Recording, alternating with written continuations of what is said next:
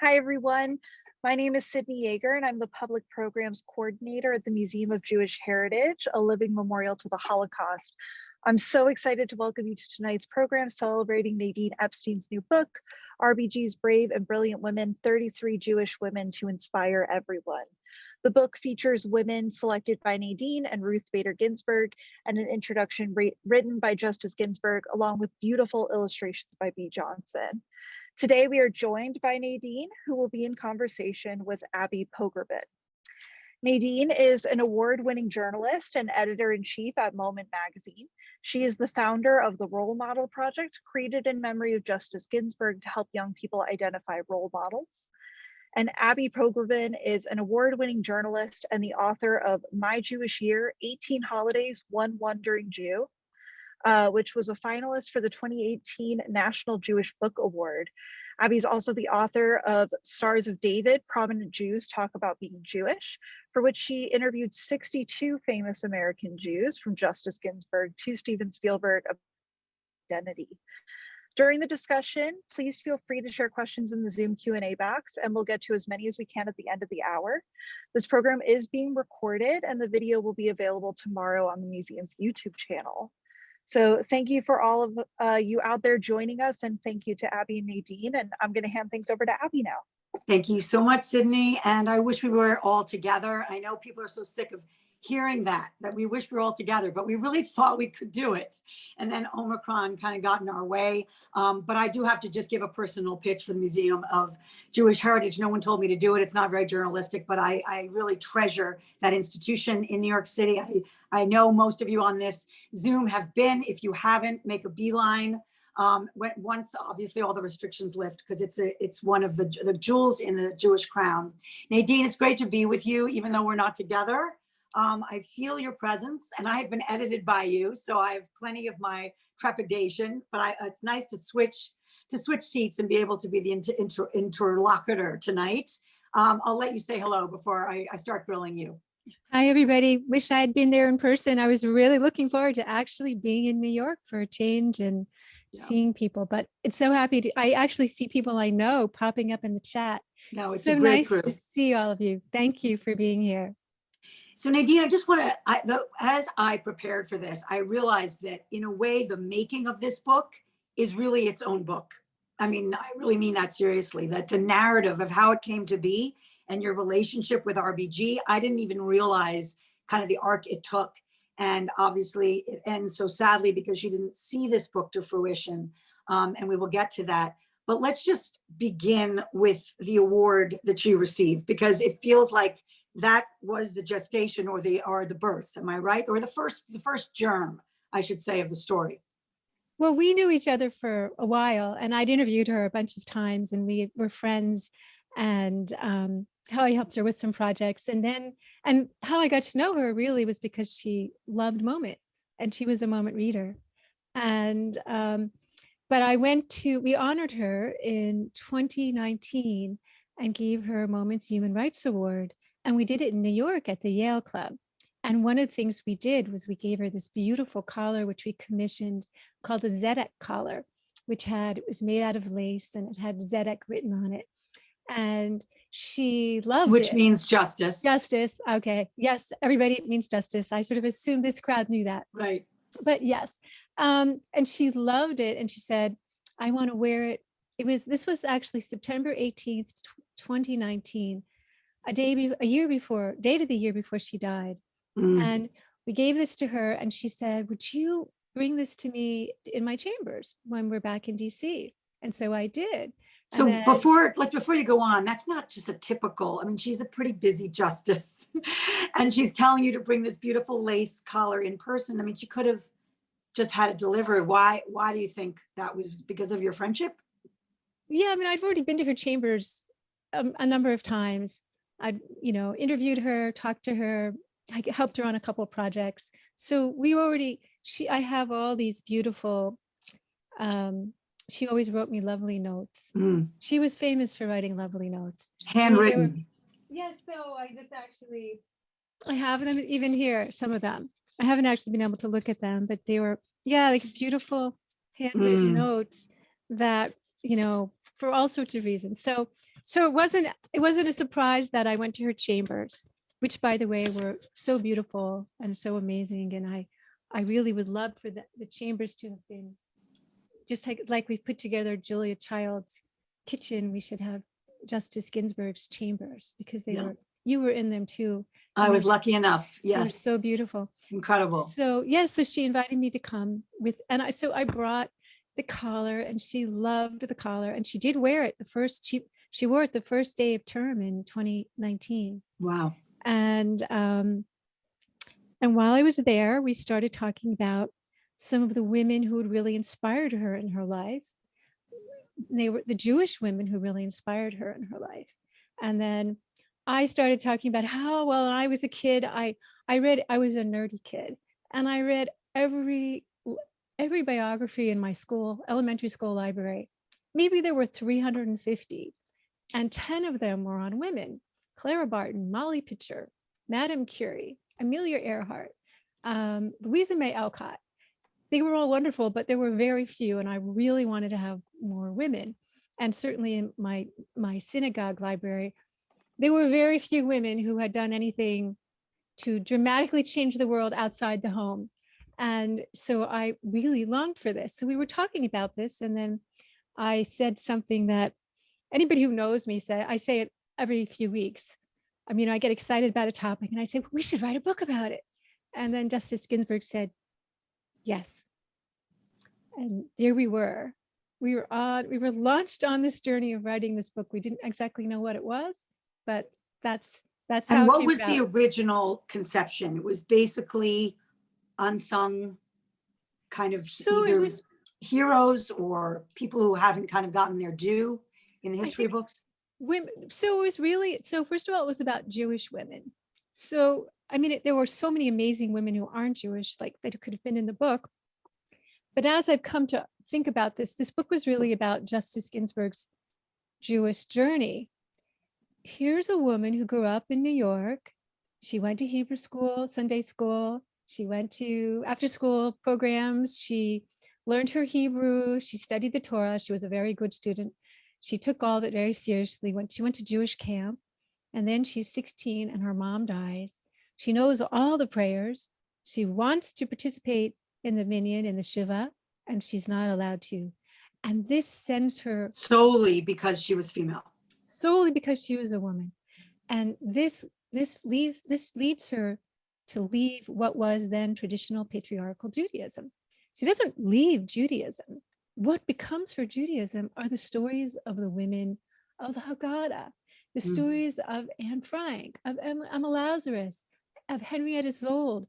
There were all these women who, Gertrude Berg, who she grows up listening to on the radio, Roberta Peters, who's an opera singer. There were so many Jewish women doing amazing things in history and when she's coming up in the world. And those become the way she practices Judaism. She's a very Jewish woman. She's very informed by her Jewish values. It's interesting you say that, Nadine, because I remember after she died, there were kind of remembrances that shortchanged that. And so I love that you're actually coming back to how Jewish she really was. What I felt that interviewing her, but it isn't necessarily the signposts that many of us look for, traditional observance, synagogue attendance, maybe a Hebrew facility, but it was like, almost like there wasn't a sentence that went by without her invoking exactly what you're saying, a kind of rootedness in her tradition and the ethics, and a kind of charge. I love that you use the word brave in the subtitle, or is it in the title? It's brave and brilliant women. It's that she was brave, but in obviously in her quiet way. But the Jewishness really was stronger than I think many people knew. Well, she eventually, organized Judaism catches up with her because women become rabbis. And as in the last few years, she had a clerk, and that clerk had a wife who was a rabbi, who I'm friends with, and she's amazing, Lauren Hotspot. And so Justice Ginsburg was so excited that there were women rabbis, and she starts occasionally going to Adas Israel, and she even experiments with writing midrash with Lauren. Wow. So she does come back to some extent. I mean, Judaism's caught up with who she is, but really it's these women who, so as she explained, these were the women who sustained her and inspired her when she felt discouraged. And she's like saving these women up. And then here we are, we're having this conversation about, well, let's do this book. And she starts pouring out the names of women. So she didn't have to dig for them. I mean, that really struck me, that she kind of had them at her fingertips. And then as you began, as I know you'll tell us, she was constantly emailing you new names. Yes. So first of all, she had, Anne Frank, Henriettas Soul, Emma Lazarus. But the first women that she says, well, we have to have the women of the Haggadah. And I'm like, we do? And she's like, we have to have, Miriam, we have to have Yocheved, we have to have the midwives. I'm like, the midwives? And we have to have Pharaoh's daughter. And I was like, well, is Pharaoh's daughter even Jewish? She goes, it doesn't matter if she's Jewish or not. What matters is that these are the women who ensured that Moses survived, and they're the ones that ensured that Judaism survived. And they don't get the credit that they deserve. So wow. They were in the book. Am I right, by the way? Is Batya, Pharaoh's daughter, the only Yes. non-Jew? So what happened? So according to some midrash, first of all, that as I researched this, that's actually midrash says that she married a Jew. She ended up marrying somebody, I think from the Levite tribe. I'm not sure, and then left Egypt with the Israelites. So she's really, it turns out, I don't think Justice Ginsburg knew this, but she did become a Jew, supposedly. So anyway, Just yeah, so you're working on those, and did you resist the fact that you were going to go all the way back to these to the Haggadah and to the biblical stories? Did you feel like maybe we should stay sort of in the modern day? Well, she wanted to do Gloria Steinem also, and then so suddenly that's a very big span. It was a very big. The spectrum was quite large. So eventually we agreed that all the women should be women of history. It just seemed odd to have a few modern women who were alive thrown in, and with women of history or of the Bible. And so, of course, we didn't know this was the last year of her life. We were like, well, we can do them later. But so Gloria didn't get included in the book, into the book. So everyone in the book is gone, is deceased, correct? Yes, but they're from all different eras. So we ended up, so basically she listed so many women, and then we were both busy. So she said, well, go home and research more women. So I researched a lot of women, and I came up with about 150 women total. And then we had to decide who would be in the book. And really what we ended up choosing were the women who meant something really personal to her. And then women who I thought were just, I chose some women too. Women who I thought really kind of rounded out the group, had a little more diversity. And they were women that she often didn't know about, and I often didn't know about her women. And then we learned about each other's women. And that was really an interesting process. Like, I'd never heard of Roberta Peters. Roberta Peters was the opera singer. I'm like, why would we have Roberta Peters in the book? She had never heard of Sarah Chenier. Tell us a little bit about her. Yes, I felt like we needed to have a woman that was from the Orthodox world in the book. There were many women we agreed on, but I actually added like Emmy Noether. I mean, I'm really into science. She wanted Rita Levi-Montalcini. She had met her. So also she had met some of the women in this book. Wow. And I had actually only Were there any? Go ahead. There was one woman we both had met. There was only one woman we both had met. And that was Muriel Siebert. Muriel Siebert is this amazing woman. She's the first one. She's allowed finally to buy, a woman is finally allowed to buy a seat on the New York Stock Exchange, which is a complete like men's club. She has to ask 10 men before one man will agree to nominate her, to allow her to spend money to buy a seat. Money, by the way, which she doesn't inherit, she earns, she works hard. She's just an incredible woman. Justice Ginsburg had met her, And I had just happened to accidentally meet her on a train on an Amtrak train between Philadelphia and New York. No, New York to Philadelphia when I was a really young woman. And she had been in a helicopter crash that day. And I was just on the train and there was an empty seat next to me and she sat down and she didn't want to take a plane home. So she had taken the train home that day. Wow. And she told me her life story. She was so amazing. And at the end, she gave me her card and said, look me up, call me, let's get together. And being like in my own little head at age 20, I of course never called her.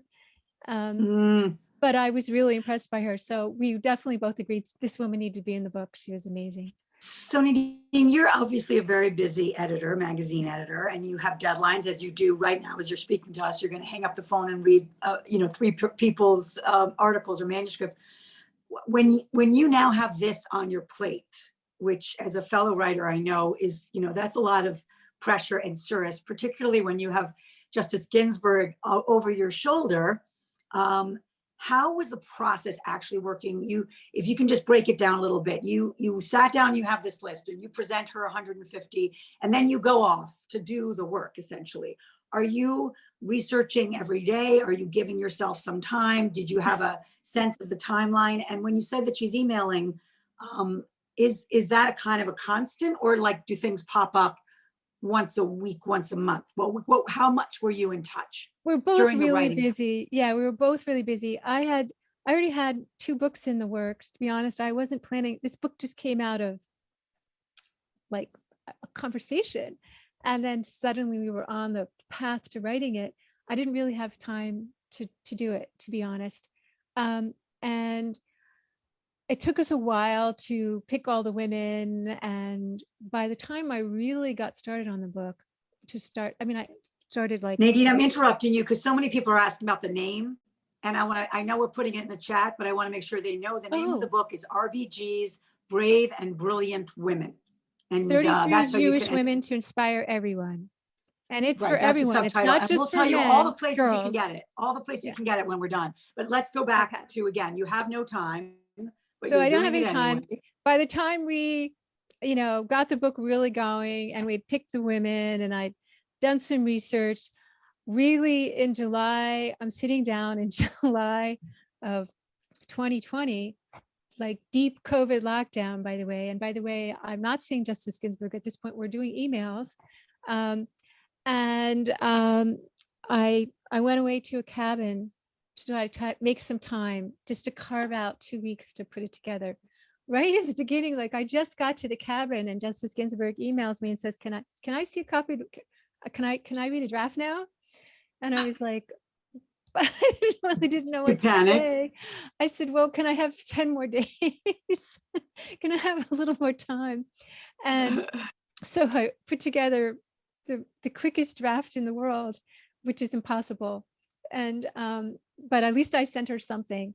And then but I realized she was telling me, she goes, I have in August, I have to prepare for the court. I have to prepare for the term.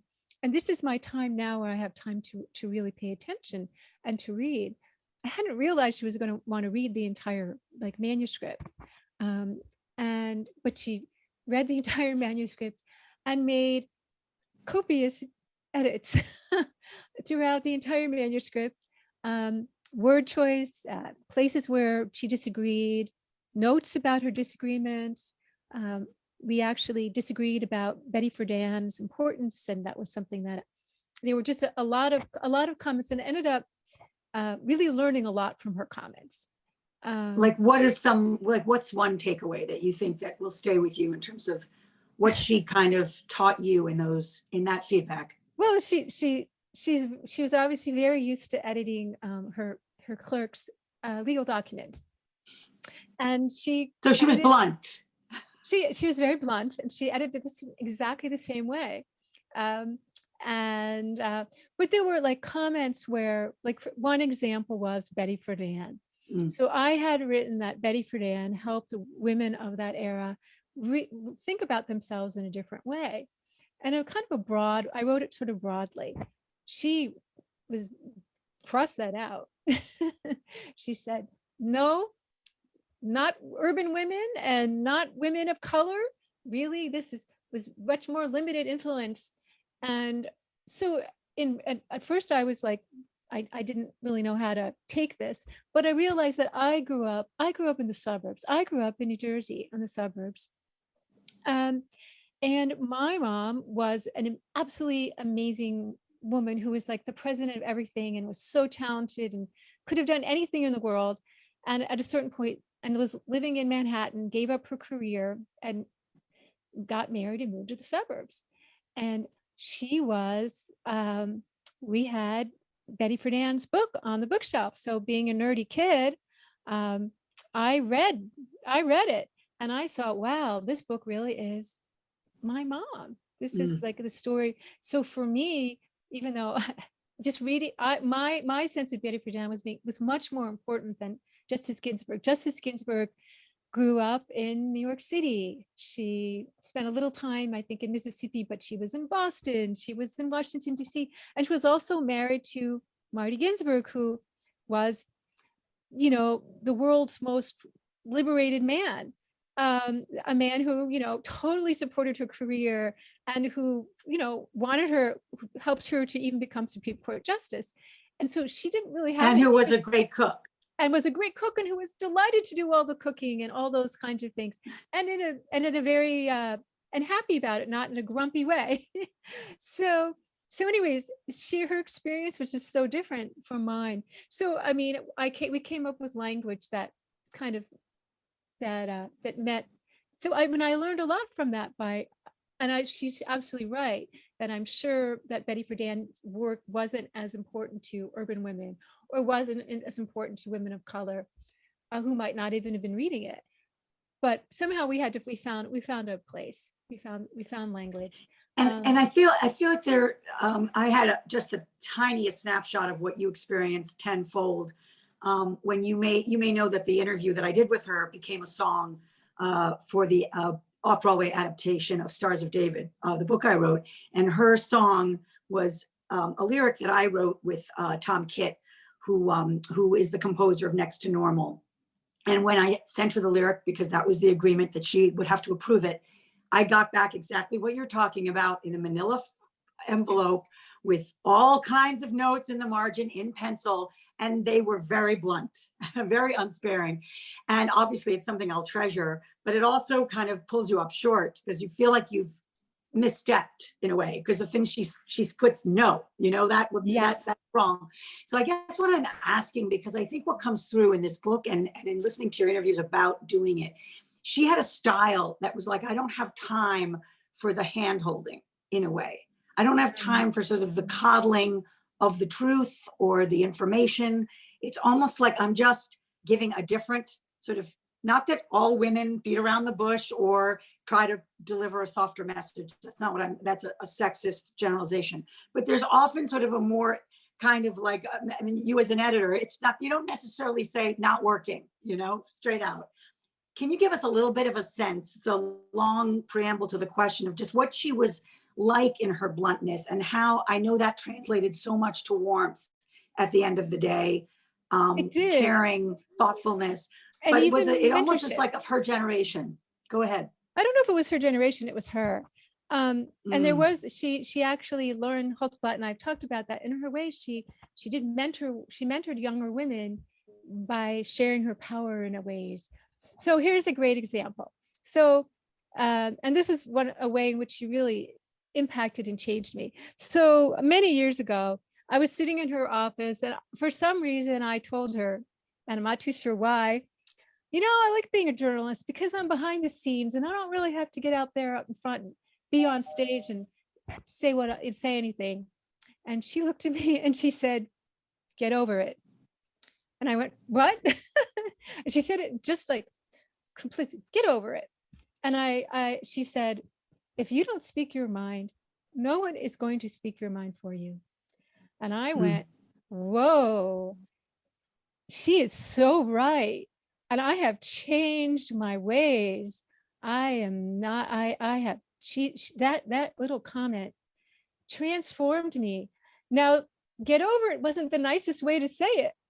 And it's not how I would have phrased it personally. But she did it, and her follow-up, and she did it with, she wasn't like angry or mean. She was just straightforward. And there was a certain, I mean, so, it wasn't like there was a meanness that went along with it. But I think when she said things, and like when she originally, like when I first looked at all the edits on the document, as a woman, my first reaction was shame. I was like, oh my gosh, because of course she had told me, I want to do this book with you because, everything you do is, your work is good, and you're, like your writing, and you're a professional, and all these lovely things. And then I sent her something, and she makes all these notes on it. And at first I was like, oh, I disappointed her. But I realized that really, one, it was a great opportunity to learn about her. Every comment I learned about her. And second of all, it wasn't personal. She does it to, Right. That's her style. That was her style. And I want to just go back for a second on the fact that it was Jewish women, and drill down a little bit more on that decision, and particularly in retrospect, why you think this is a book that focuses exclusively on women who shaped things, but who were Jews. Well, they're often like women who really shape things who just happen to be Jewish.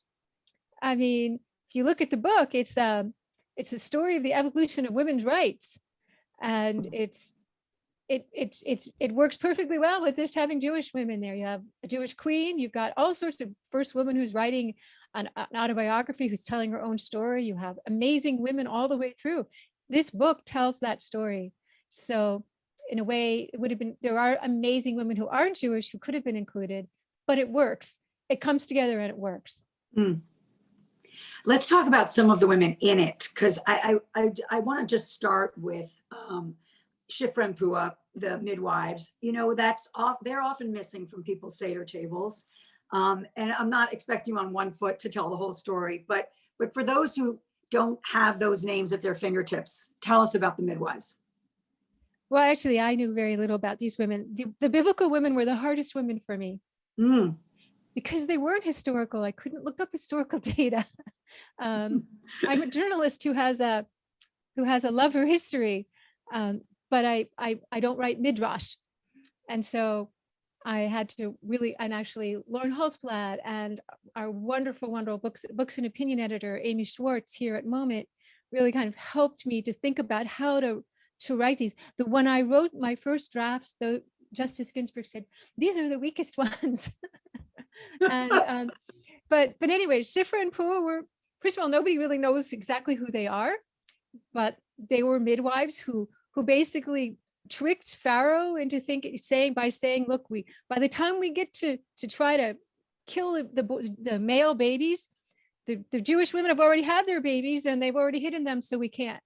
So whether they were Jewish, whether they could have been Miriam and Yocheved, whoever they were, they played an important role. And they basically defied Pharaoh's decree that all did. first. This book is about women who have defied the limits of what were expected from them at that time. That's one of the, it's really one of the the things that brings these women together. And Queen of the Jews, that I have to admit, I never heard of her. So I'm in love with Queen Salome Alexandra.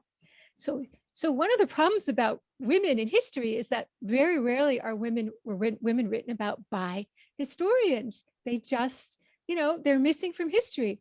Yeah. But actually you have Flavius Josephus, who is a Roman historian who is writing about her, and it talks about how under her reign, Judea is it's in a golden age, and she's a really good leader. And she's really like the second to last leader of the monarchy, of the Judean monarchy. And so also she lays the groundwork, not knowingly, for the rabbinic Judaism, because she basically, by playing all the politics that she does in her era, so that once the temple goes down, Judaism will be able to endure. She's an incredibly important role. And no attention.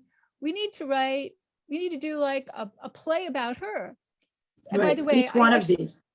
Actually, I think the entire book would be an amazing play, because I think like a musical, because there's each one of these people are so interesting, and the fact that Justice Ginsburg is thinking about them, but they each of them have there's so many stories that weave together. So, anyways, Yeah, maybe that's your next project. yes, Is to turn it into a musical. Some are she asking loved for the full music name. so much. She Is loved it pronounced music so much. Salome? Salome Alexandra or Salome? Salome? How do you pronounce? Do you know? Got me on that one. I really don't know. Okay. I call it Salome, but it could be Salome. Okay. And also, that's not Okay. even her Jewish name. Her Hebrew name is in the book, but she wasn't Okay. really. She's known. I think it's Shalom Zion. It's her. I want to tell everyone, by the way, that the illustrations, which we should just talk about for a second, are beautiful in this book. Oh, so gorgeous. And very much part of what makes it kind of a gem on your side table or a gift. Tell me just about the illustrator for a second, Nadine. And I also want to nudge all of you, Jewish or not, to give me your questions in the chat box. They are coming to me thanks to Sydney at the museum. So put those questions in and I'll be reading them. We'll get to them soon. Go ahead, Nadine, about the illustrator. Well, first of all, I have to say that Random House put a lot of, and my editor, Beverly Horowitz, put a lot of love and passion into this book. And we chose a wonderful, wonderful illustrator, B.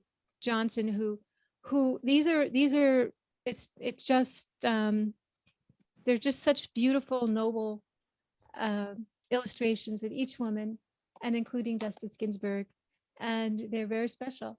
And it is, seeing the book in print, it's just lovely. It just feels, it's just a lovely book to pick up. And so I thank them. I want to talk about Emma Lazarus because people know, they obviously know her words so well in the Statue of Liberty, but they really don't know her. Most people. I mean, Emma Lazarus is like, probably, I think people know her more than most of the women in the book. But just her Jewish past, I think, is less. Oh, well, here's this woman who grows up pretty assimilated in this very upper class Manhattan world, which existed all those years ago.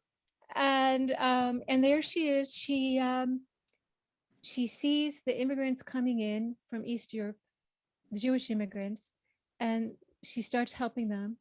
And they inspire her to learn about Judaism and to become more Jewish. And that's, it's an incredible story.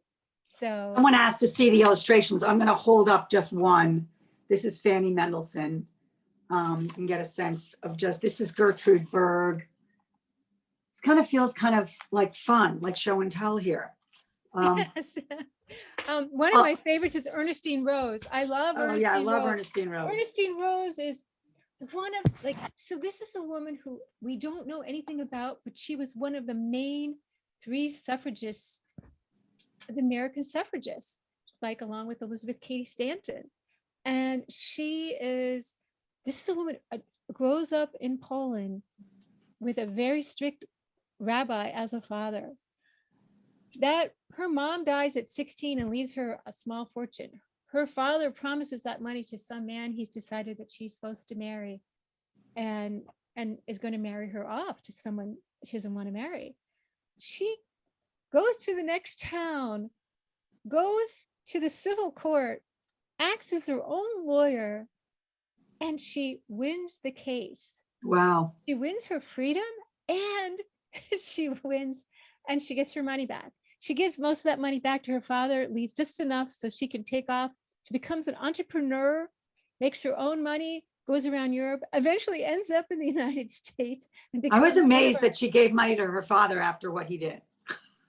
I guess it wasn't all about the money. It was a principle, but that's what I'm guessing. But in any case, she comes to the United States. She becomes a leader. She's a fiery speaker. She's so well known in her time. By the way, speak about intersectionality. She's one of the suffragist leaders who believes that we can't, separate slavery. We have to free the slaves and give women rights. They all need the same rights. So she doesn't win that battle, but she's incredibly important. And we all need to know who she is. She's so inspirational. Yeah, there are many people in the book, I will say many women in this book who kind of laid the groundwork for many social justice movements that I think are unsung. Let's talk about Henrietta Soul for a minute, Zold, Hadassah, because one of the things that struck me about Henrietta, because she's one of the more famous ones, I didn't know that she had the same experience with being left out of the minyan. I thought that must have been so powerful for RBG to see her story reflected. Yes, and the other one who had that same experience with Bella Abzug. And let me say, Bella Abzug did not take it. Bella Abzug, when she was a young woman and her grandfather died, and she went to her grandfather's Orthodox synagogue in Manhattan, and she wasn't invited, but every day she showed up and she stood there next to the men with some distance from the men, and she said prayers, and she didn't care what they said. So there's 3 women in here in the book who refused to. But anyways, yes, Henrietta Soul goes to rabbinical school. Amazing. She studies to be, but before she's accepted, she has to agree never to ask to be ordained as a rabbi. Henrietta Soul is an amazing woman. She's so much more, than a woman who founds an organization. She is an intellectual of her time.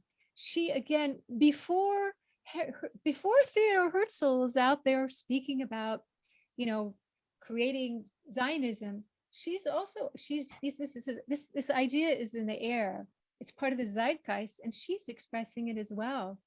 So again, as we see from history, as history was written, men got the credit. Like we don't mention Doña Gracia Mendez. We don't mention Henrietta Soul in those ways.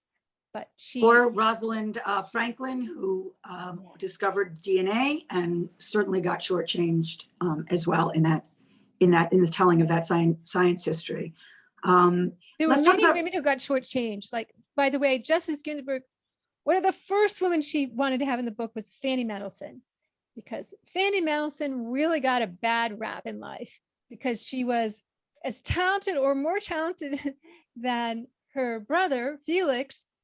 But Felix, she wasn't allowed to publish under her own name, and she wasn't allowed to perform in public. So Justice Ginsburg took this personally. She really, this was so important to her. Fanny Mendelssohn was in the book. I want to just give a shout out to whoever noted that my mother had the same experience being excluded from the minyan when her mother died. My mother was 15 years old. So RBG's story really reverberates so powerfully for so many of us and our ancestors. Before we go to questions, and we're going to go to questions right now, I just love to talk about some of the more modern folks. You mentioned Betty Friedan was a bit of a discussion, and Bella is in the book. Judith Resnick, who was lost in the Challenger. I think she's not always remembered through a Jewish lens. Tell us about her. No, but she was pretty Jewish, actually, and really was a woman who just came of age at the right moment when NASA opened up for women, and that was amazing.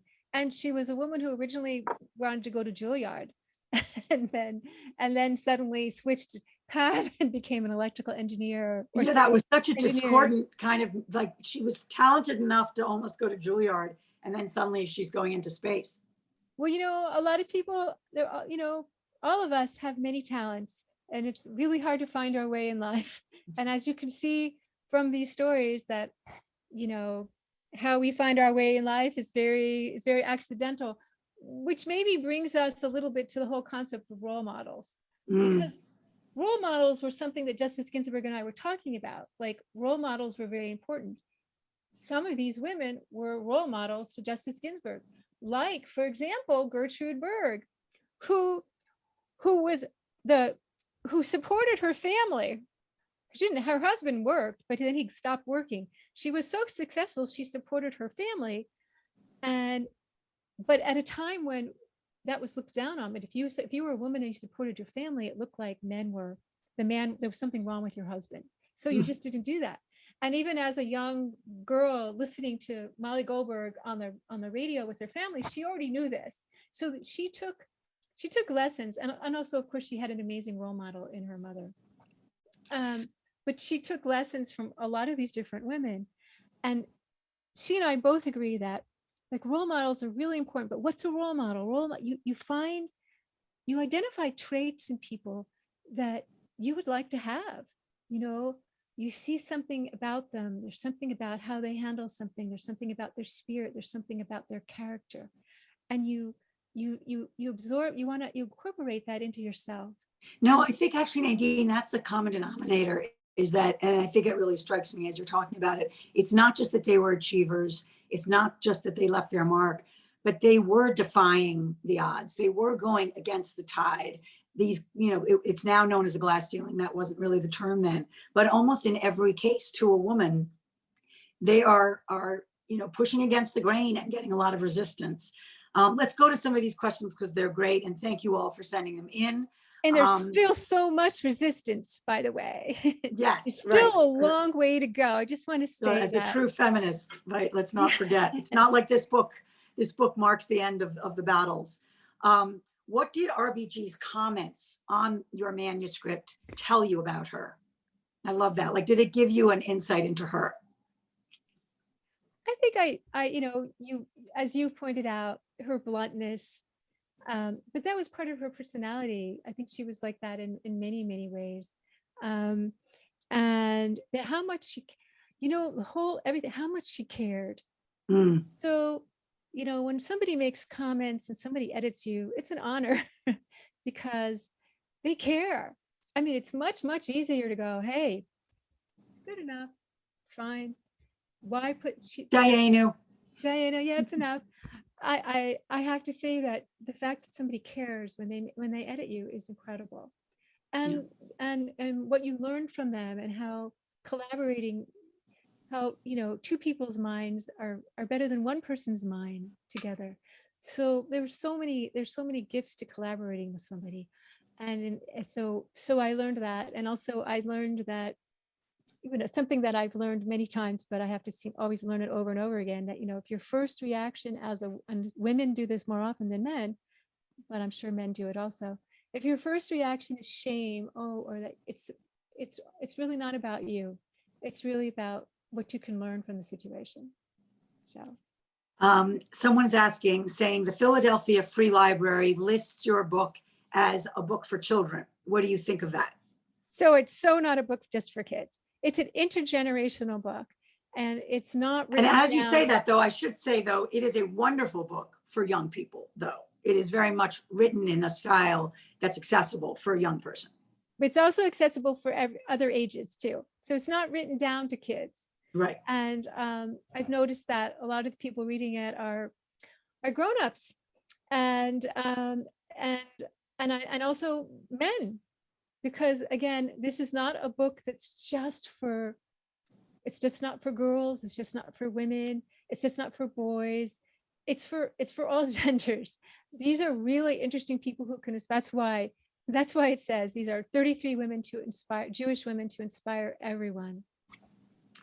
What were the criteria for who was in or out of the book? And I wrote down some of the notes where you described it. So if you need any help, I have it from the way that you wrote it in the piece about what the criteria was. So I'll let you start, and I'm happy to chime in. Yeah, I don't have that sitting in front of me. So maybe you want to read it. Yes, you said in the end, we were back to the women who most fascinated the justice.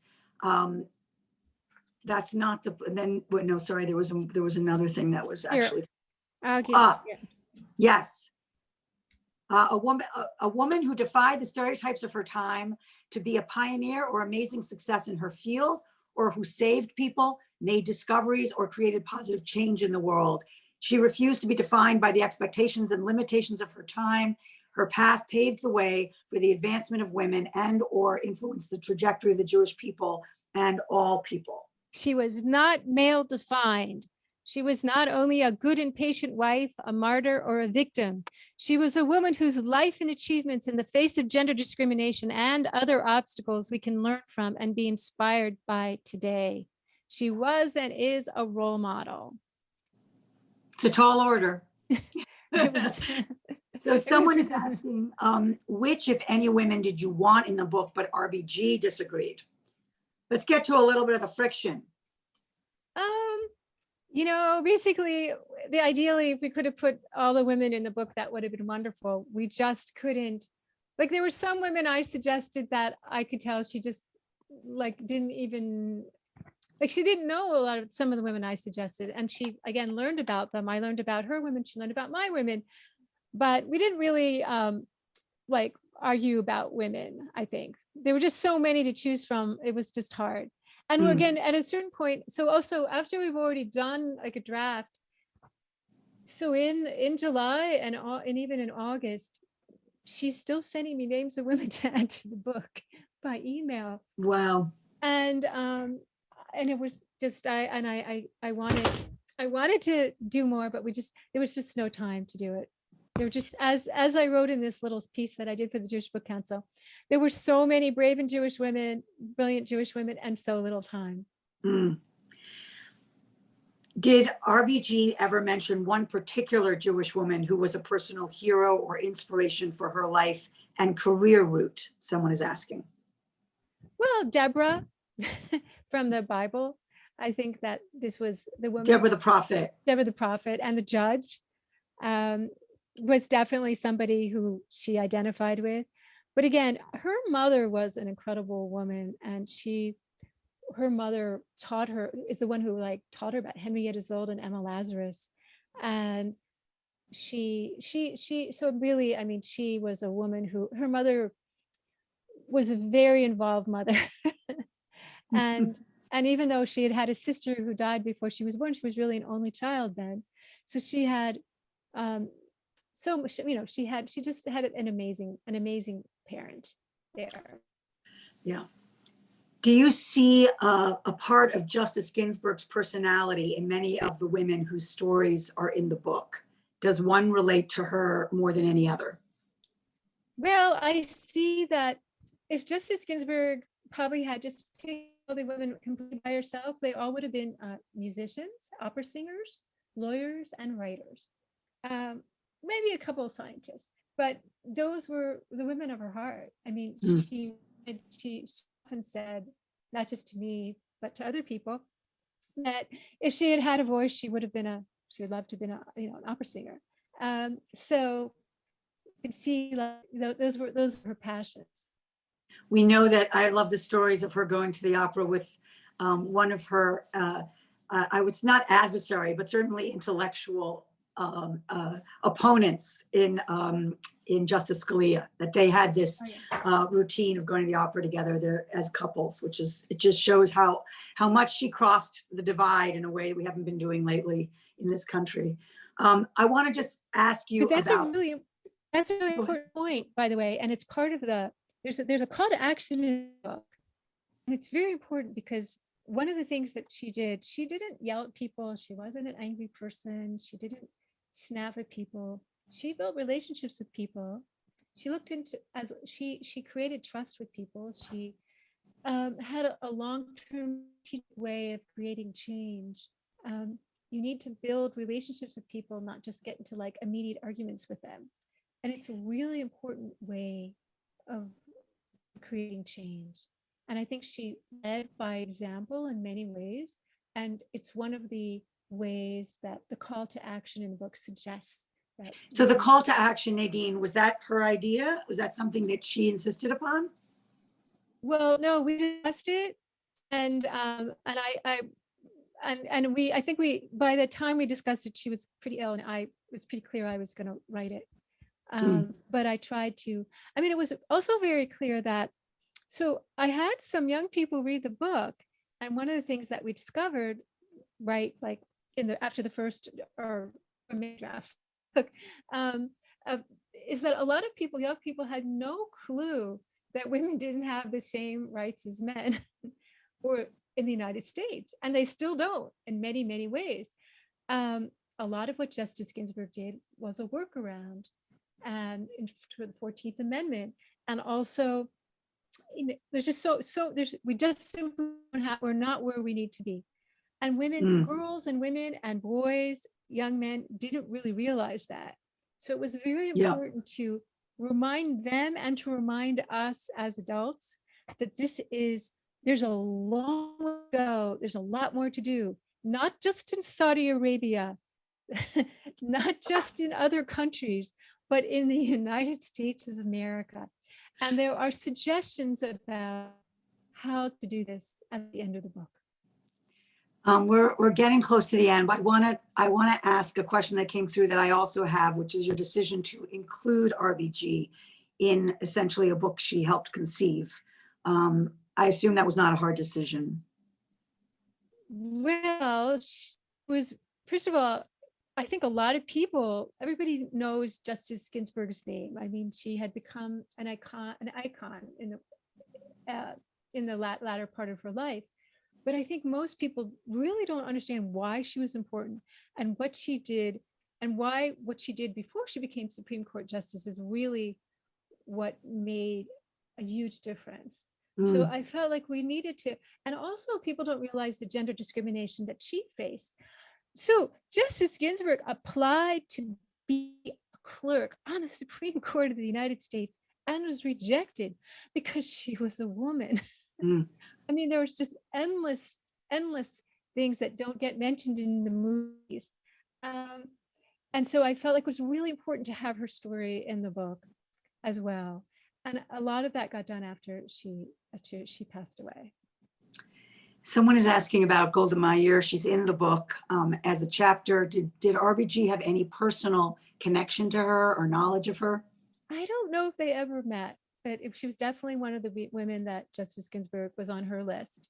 But I don't know if they ever met. I think that the women that I don't think they met, but as far as I know, but she felt like she should be in the book. And you know, again, Golda Meir was an interesting choice because Golda Meir was not necessarily a feminist. And there were women in this book that have all sorts of different approaches to Judaism and feminism. They don't all think of themselves as feminists. They don't even all think of themselves as being guided by Jewish principles. Nadine Gordimer is one of those. She actually says, you know, you don't have to be Jewish to be able to believe, to do the things that we're doing to fight apartheid. Of course, when you look at her life and everything that she's done, you see that really she's very informed by Jewish values, but that's not something that she said. So there's a lot of variety in there. Yeah, you said it, as both a woman and a Jew, she never forgot what it was like to be a member of a group that faced discrimination. And it feels like that is, again, sort of an orientation that she has, not obviously just to her heroes, but to the way that she also saw the law and justice. So finally, Nadine, before I turn it back over to Sydney, I just want to go to, I guess, the hardest moment, which is getting that phone call that she was gone, because it sounded from what I've read and listened to, and as I prepared for this, that it wasn't something that you knew was imminent. So can you just tell us kind of how you heard and how then you decided to proceed on the book? So, I mean, I knew she was sick. I mean, everybody in the world knew that her cancer had returned, and she had written, I haven't been able to go back through all her emails or notes yet, but definitely she had written to me that, you know, it was hard staving off cancer and getting ready for court, the new term, and doing everything at one time. So, I mean, I knew she was ill, but she never talked. She, you know, all her emails were always very forward thinking. And also we're corresponding. We interviewed her for something in the end of August, like just a few really weeks before she died. Here at Moment, we had done something and she participated in it. So here she is. So she's just working. She's like so incredibly dedicated. And we all can learn from this. Mm-hmm. She's just moving forward. She's just focused on getting ready for the term. She's focused on working on this book. I'm, you know, I didn't get the feeling that, you know, that this was like, she really thought she could keep going, I think, longer than she did. Yeah. And I'm So sure for me, it was a total shock. I was actually, you know, I I just got a text, and then suddenly I got 20 texts and 20 phone calls, and I didn't, I was completely, I just, I mean, maybe, you know, it's something you know, even I wasn't really thinking that she was going to die in the near future. But even when you know somebody is going to die, it's always a surprise. It's such a sudden exit. It's such a sudden, it's always a shock. Yeah. Um, And I think we feel the loss, but her voice is in this book, as is yours. Thank you for it. Thank you for this time. It's a pleasure to talk to you. And I do hope people get this volume. It is not just a gift, but it's something that even though you think you know these figures, they'll stay with you in a way that, at least for me, is wholly new. So I'm going to pass this on to Sydney to take us out. Hello, Sydney. Can I just hope say you're that all staying warm if you're on the East Coast. one thing, if you want to get a signed copy, you can go to momentmag.com/shop for a signed copy of the book. Great. Yep, and that link is in the Zoom chat. And I would just like to echo what Abby said. This was a really amazing conversation. It's an amazing book. Thank you both so much for being here. It was a real pleasure and an honor to listen to you both. And for all of you out there listening, everything we do at the museum is made possible through donor support. And to those of you watching, we hope you'll consider making a donation to support the museum or becoming a member and joining us for our upcoming programs. Also, as I said, please remember to check out RBG's Brave and Brilliant Women, 33 Jewish Women to Inspire Everyone, which, as I said, you can purchase at the link in the Zoom chat.